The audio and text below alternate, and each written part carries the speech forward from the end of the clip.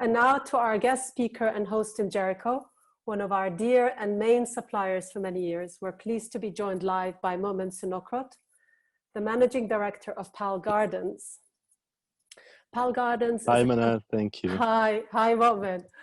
Pal Gardens has been processing and distributing dates throughout the world since 2008.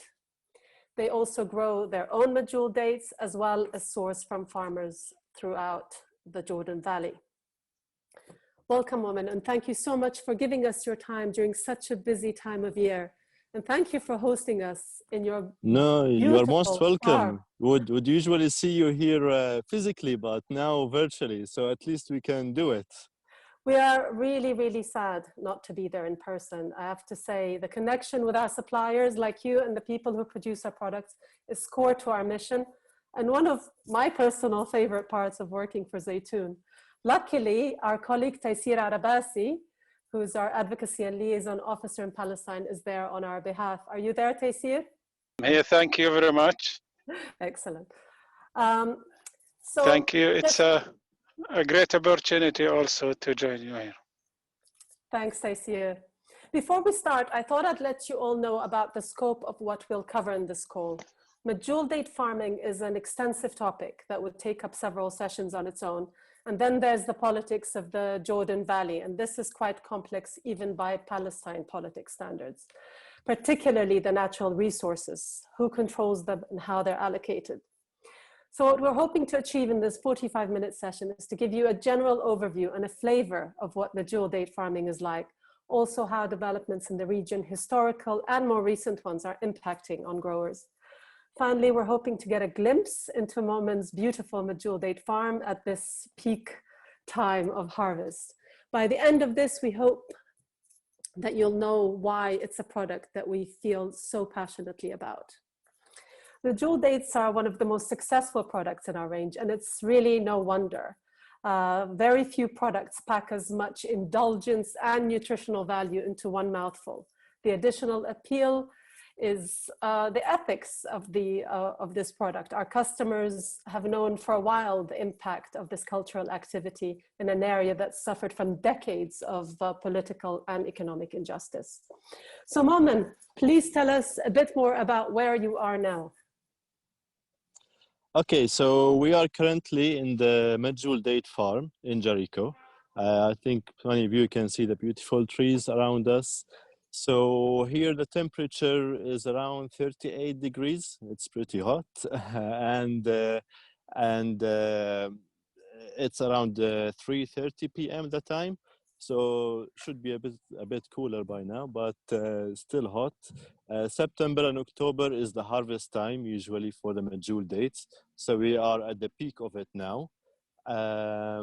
It's very busy time for us, as you said. But you know, being surrounded by those beautiful trees is make you enjoy what you are doing. So it's, you know, we're always happy and pleased of what we do, and happy that our days are enjoyed by many people around the world who eat them and enjoy them and like the taste of them. So Jericho, for who doesn't know, it's in the West Bank of Palestine. We are around 300 meters away from the Dead Sea, which is one of the 7 wonders of the world. We are below sea level by around 300 meters. The climate in Jericho is warm in the winter and very hot in the summer, which gives it very special atmosphere because it's not humid like most areas where it gets hot. It's very dry area. So we have a dry summer, which gives the best really climate to grow the Medjoul dates. Very rare locations around the world have this climate. That's why Medjoul dates are very successful here. So Momin, that brings me to the harvest. It started a few weeks ago, is in full swing right now. It looks wonderful. How is it going?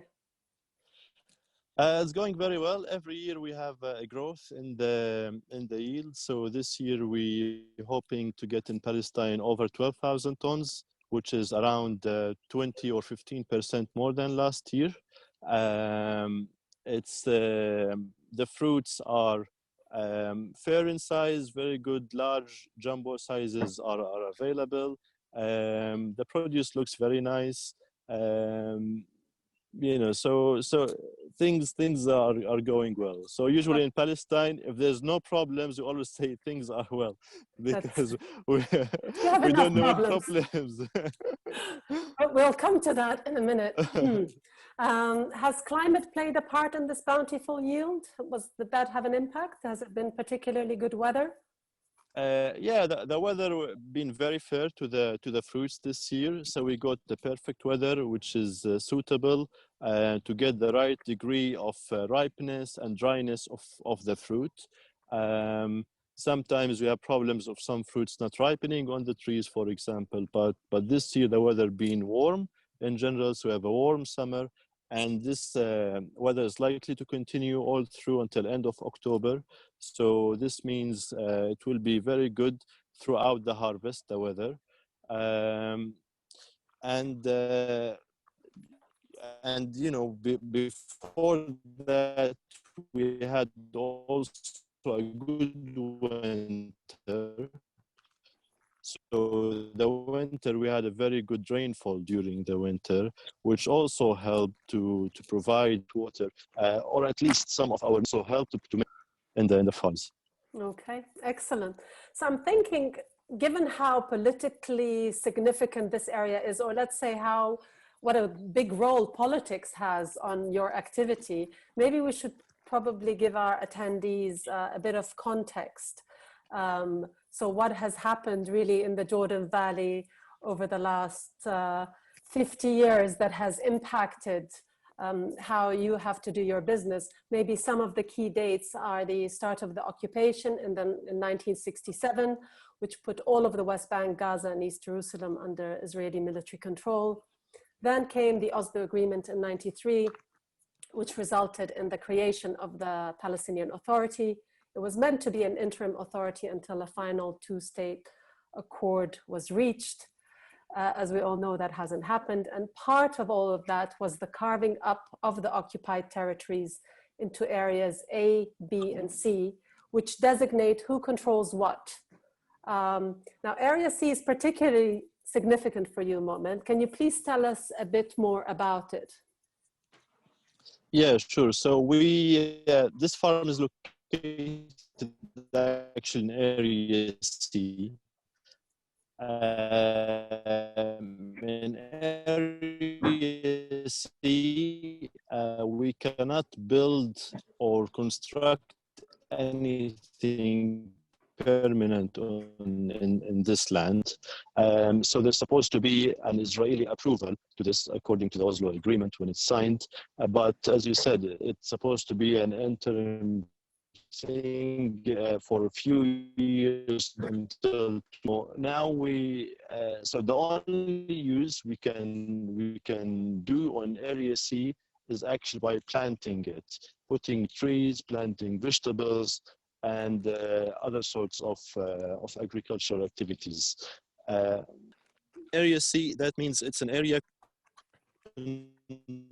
controlled fully by the military. The authority has but it is the biggest chunk of land of the West Bank. Most of this area, the best use we can, because construction, housing, all of this is not permitted on this land.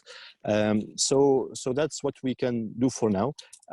Planting in Area C is definitely a big challenge, because accessing the farm physically, connecting to water, connecting to electricity is a big issue on its own, because this area, it's when it's controlled by Israel, they don't allow anyone to come in. They can claim that this area could be a military, for example, training zone or shooting zone. So they can tell you cannot enter this area, or at least they can tell you at some times of the day or some months of the year said we cannot access it during those times, and we don't have any right to do so under the occupation.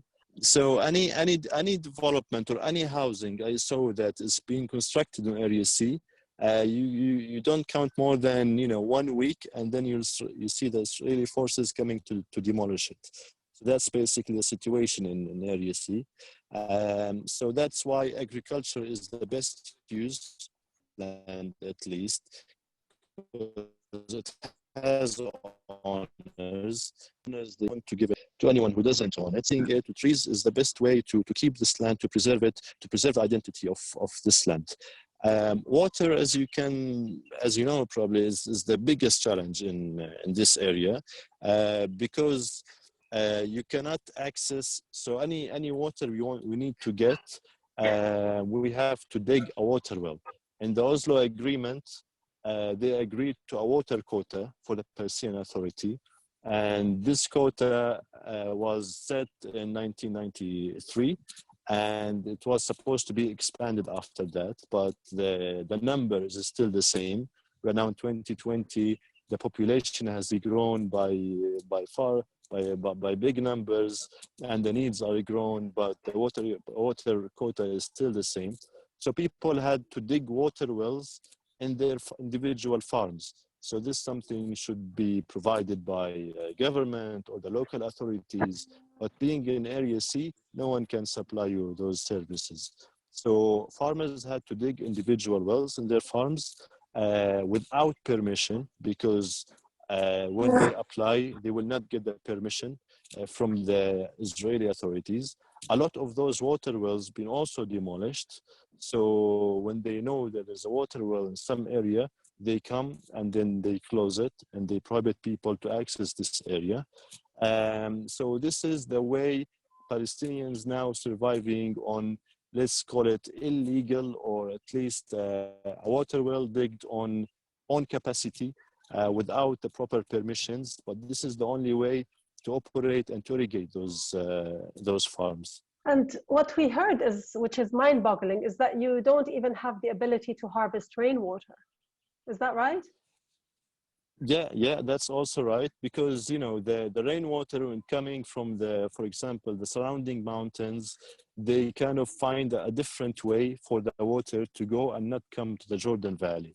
So at least they redirect the water canals when they coming from the rainwater. So all of this, they control it. Even if it's collected inside Jericho, they claim that this water is under their quota, and they want it, because a lot of times this water is suitable for drinking, so they can use it for other purposes, while the water we get even from the wells is a little bit of a salty water, so we cannot even use for drinking. It's only used for irrigation. So we're not taking from the drinking water quota, but we are adding to it. That's great. And actually, not many crops can survive on saline water. So the development of the Medjool date industry means that you're actually able to use this resource, which is one of the few that's available to you. Yeah, exactly. And it's available, but not in the right quantities first that we need. Yeah. Second of all, we are compromising the yield in the farms when irrigating with this water. It's still a fresh source, good source. It gets the right nutrients for the tree, but we don't get the yield that we hope. So that's affecting the total quantity output from Palestine. So if we have access to not salty water, to proper sources of water, I think the yield will grow by at least 30% in 1 year. So we don't even have to wait for the trees to grow bigger. So which is a big number, and it has a very big effect on the economics and the feasibility of the farms to the growers. Yeah. People often wonder, why are Israeli products so much cheaper? And of course, this is one of the factors that impacts the price. Speaking of Area A and C, your factory has an interesting story. Can you tell us a bit about its location? Yeah, sure. So our factory is in a village called Al Uja, which is a little bit north of Jericho. Basically, we have the front yard, half of it is in Area C, and the back of it is in Area A. So at least there is some area we are restricted to build. So we use it as a front garden for our factory. And the backside is the packing house, where we construct and build the packing facilities and the freezer rooms and everything. So it's funny how it's like just a a line that is not actually there, but you know how to do or how to act in front of this line and the back of this line. It's much different. Wow. So in terms of the importance and the impact of the sector, you've talked a little bit about how this form of agriculture is making use of the natural resources of the land. What about, what else is the impact? What on locally and on the economy? Look, farming in the area has been one of the main source of income for the people. So most of them historically been used to work on the farms. By time with the water shortages and the water problems, many farms had to close down. The people in the Jordan Valley rely on agriculture as the main source of income. Many of the historic farms where historic farmers were growing banana trees mainly and citrus trees. Those kind of trees need fresh water that has very little salinity percentage. So and the water available in the area is now becoming more saline. So this really put a threat for them to continue the farms and to continue farming this land. So most of them now actually and sadly has closed their farms. So Medjoul dates came as an alternative because it's the only type of agriculture that can use the saline water. And this is the only type of water now available. More and more settlements are growing in the area. So now the Jordan Valley is full of settlements and agriculture settlements. So many people here, they like the climate, they like the conditions. They see that this area is very suitable to grow different types of trees. So that's why a lot of projects, Israeli projects, started in settlements. And now you can say around over 70% of the Israeli dates are coming from the settlements in the Jordan Valley. So you can tell what's the amount of water has been directed from the Palestinian use to the Israeli use. So now it's very, very hard to expand in the farms, while Israelis are still growing more and more trees and expanding in those trees. But for us, planting every new tree is a new challenge for us because we need to worry every day and night how we can have enough water to irrigate this tree. Now, especially during the COVID-19, a lot of young people, they work in Israel, for example, so they get permit to go and work in Israel. But now with the restrictions of movements and with the really bad conditions there, a lot of them prefer to stay and work in the West Bank. And they found that the farms in the West Bank and the Palestinian employers, they provide much better working conditions. So it was a good reason for them to stay and to work in this land and get very fair wages, and at least they can go home by the end of the day and stay safely without any problems. So it was, it's a survival. The dates harvest came during this time while many people losing their jobs. It's very close to them. It's accessible. And the harvest really takes a big numbers of labor to work on the fields and in the packing houses. So really the season bring lots of value, not only to the farms itself, but all the surrounding services. So there's many people working in the logistics, for example, transporting the dates between the farms to packing houses to customers.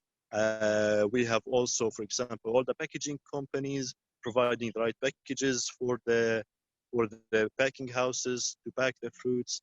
The packing houses employ a big number of people, and it's worth mentioning that in the packing houses also, majority of the workers are actually women.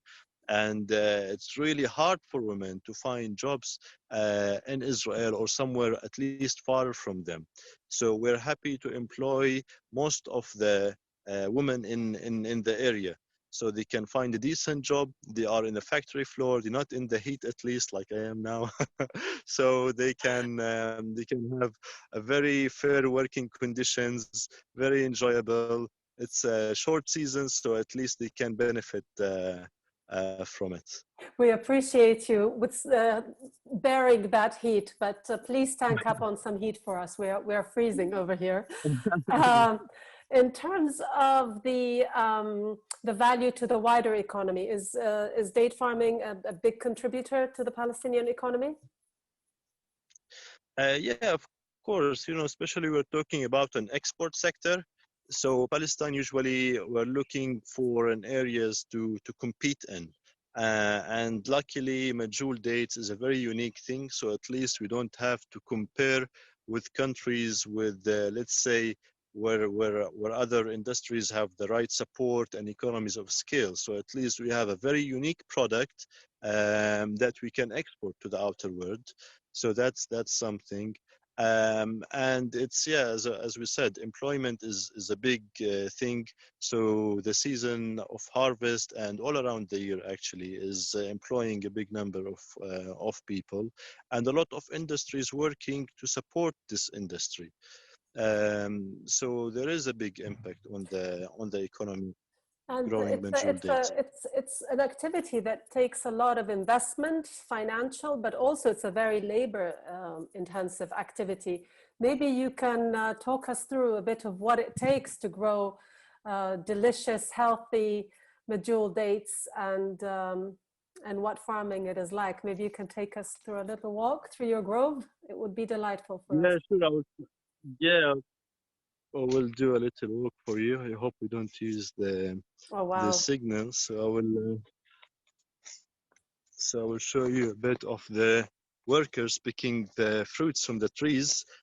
Actually, I can say that from let's say March, we start the activities on the trees by pollinating the trees. So we have female trees like the one you see here, and we have male trees. So the male trees produce the pollen for the female trees, so at least to start the productivity of the dates.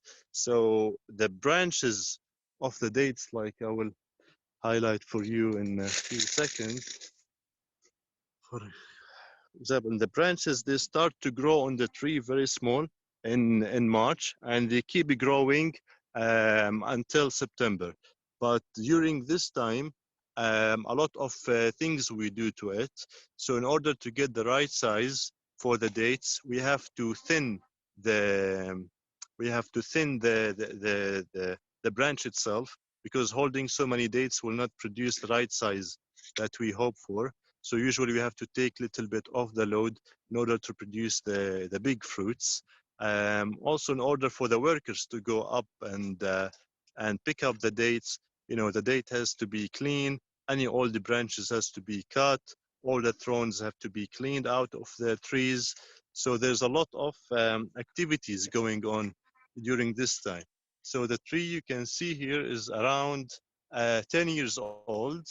So this tree started producing by year 4 or 5, and then the yield gets higher and higher every year. So by year 10, it gets around to the full yield. So it's around let's say 80 to 100 kilos per tree, and the tree will survive for around 40 years more and keep producing commercially. So I'm trying to highlight more the activities, if you can see. So yeah, so the nets are used for more than one reason. So the first one is to the insects eating the fruits. So this make it not in the right shape we want. And the third use is usually when the dates get dry, they fall fruits. We keep them clean and tight and in a safe. Open those net bags when you want inside the net bag, fallen from the branch. So we can open it, empty it, and then close it again.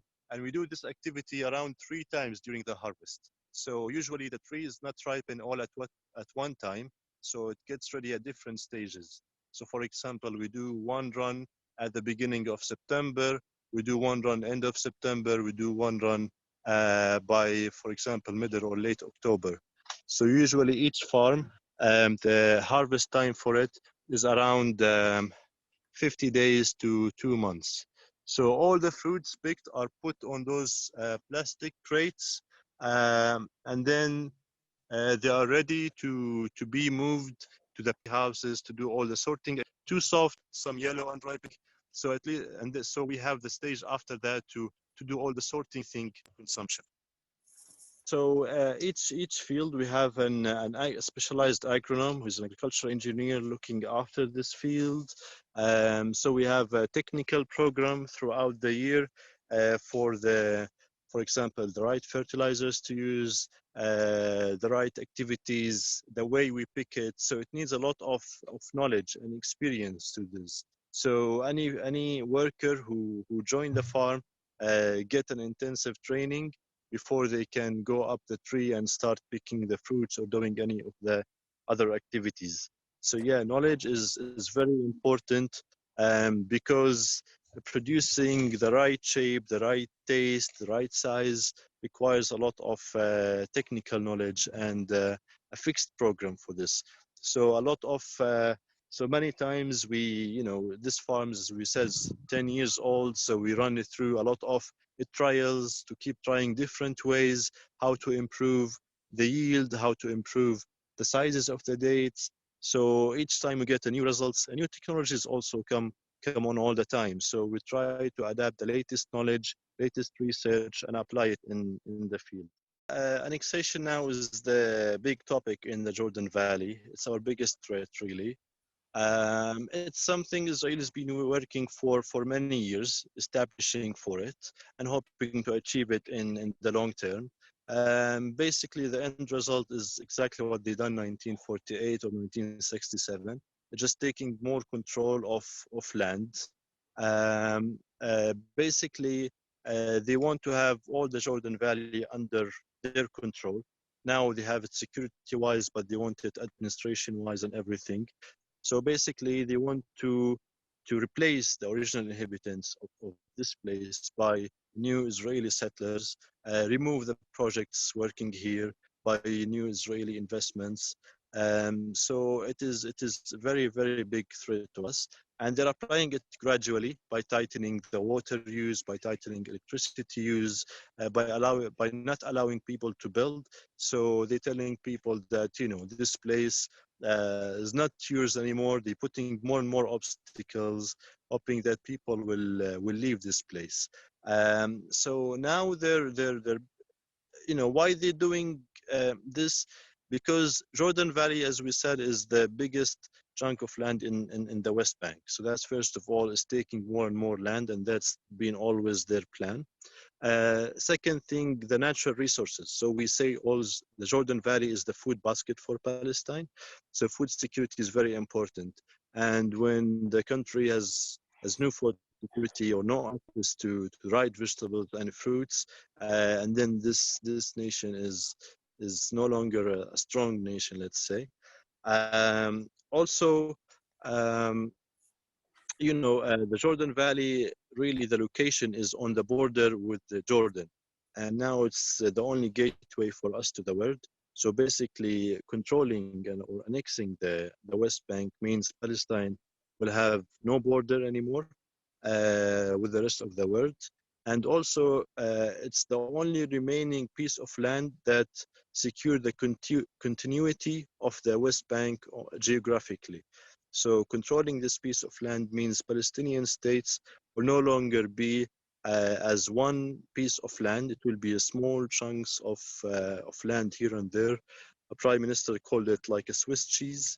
So it has different holes, different pieces here and there. So basically, it's the killer for any peace agreement in the future.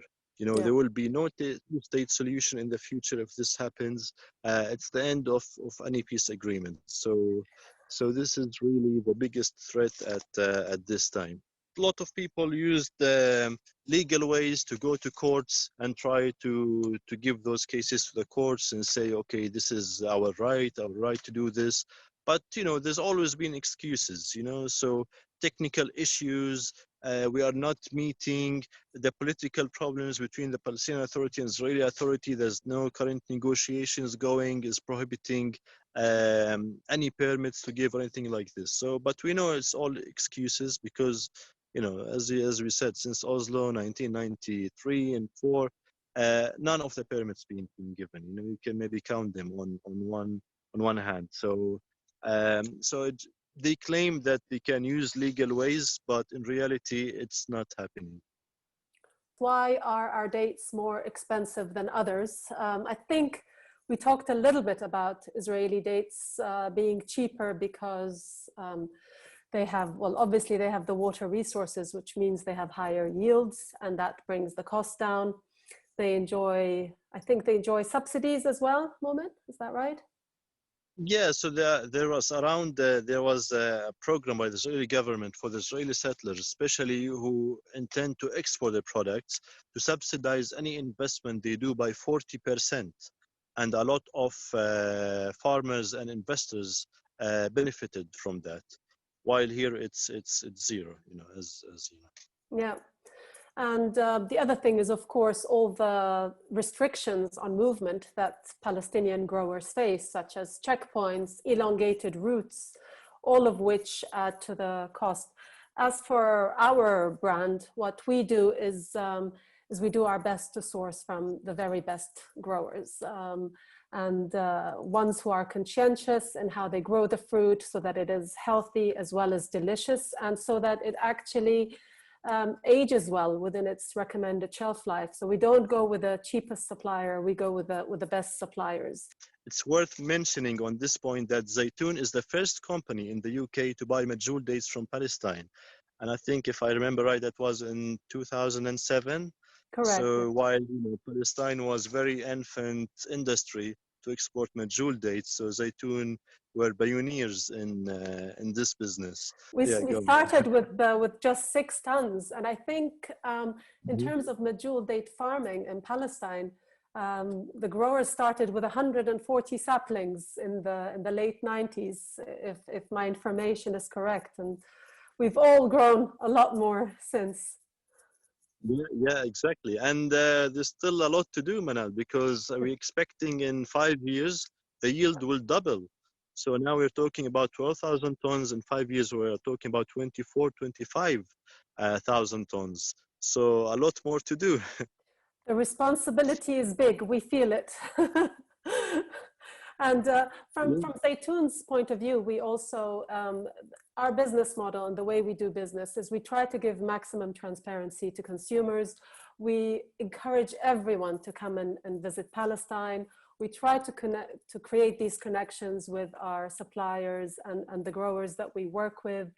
And our business model is one that does not maximize profit. It is one that looks at sustainability and how we can really have the most impact in Palestine on the ground.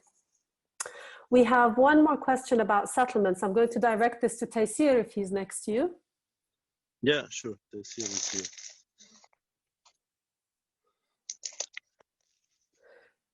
Taysir, can you tell us a bit about settlements in the Jordan Valley and how they differ from settlements in other parts of the West Bank? Yes, the Jordan Valley, it has its own specificity with the fertility and the wealth of natural resources.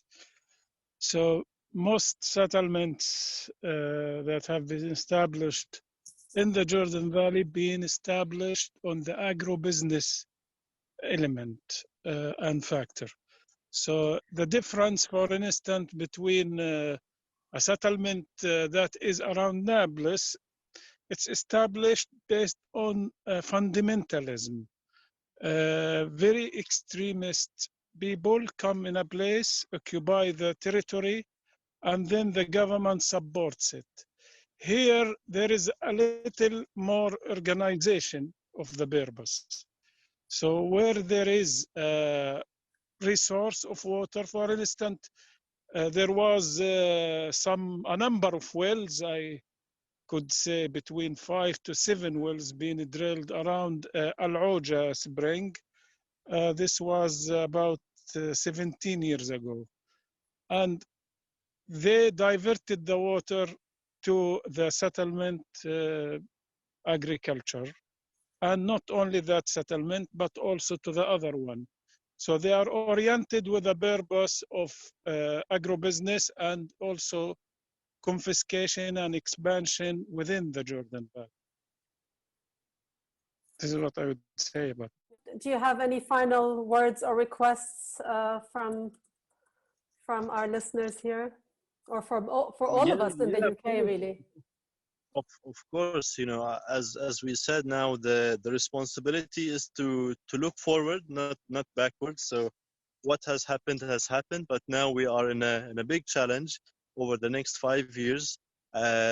Our trees will not stop growing dates, so they will expand each year. They will grow more. So it's a request and shout out to all the customers in the UK to consume more and more of the Palestinian dates.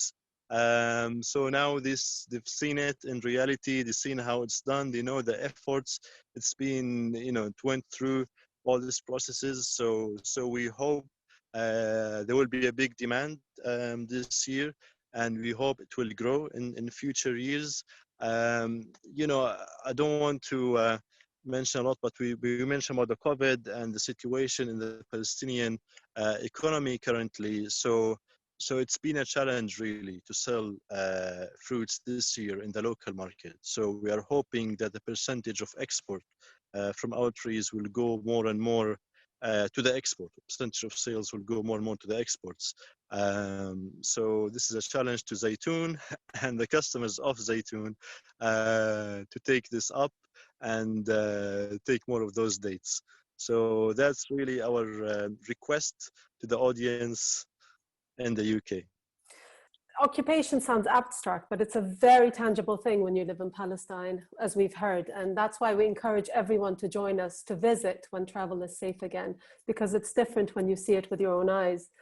I just want to say to you, Momin, that we're driven by our mission and our passion for justice, but we also feel incredibly motivated by our admiration for the resilience that it takes to live under such circumstances. Let alone try to strive for food security or sovereignty or build a viable economy while dealing with such a multitude of obstacles.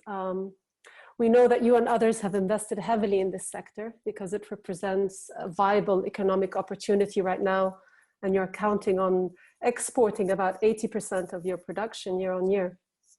From our part, Mu'min, we want you to know that all of us here feel very fortunate to be part of this effort. Our customers know that when they're purchasing their food, they're really casting a vote for a certain set of values, and they're vigilant about what their purchasing choices end up supporting. So thank you so much, Mu'min, and please pass on our warmest regards to your wonderful team. Thank you, Manal, and I will do. And in turn, we also thank you for being a loyal customer for Palestinian dates for the past 13 years. And we also thank the UK consumers for being one of our biggest supporters internationally, because exports to the UK is one of the biggest 5, let's say, export markets from Palestine. And we know that British people support the cause of Palestine, they support justice, and they want to see a fair solution to this. And they believe by buying and consuming the Palestinian dates, they will absolutely support this mission. So thank you, Manal. Thank you, Zaytoun, for this great work over the years. And thank you for sourcing the best quality of dates and providing it to our friends in the UK. It's our absolute pleasure. We can't wait for the fresh harvest dates to arrive with us at the beginning of next year. With this, I'll bring it to a close, and thank you all as well who joined us today. We were overwhelmed by your interest for this call. Please join us for our next digital harvest event, this time focusing on olives, because the olive harvest is due to start very soon. This will be on Saturday, the 24th of October, with Heather Masoud, who is one of our co-founders, and Taysir Arabasi, who you've just met, as well as an olive farmer who you may have already met when he visited the UK during Fair Trade Fortnight in 2018. We plan to have more events in November and December, so please look out for these in our newsletter and social media.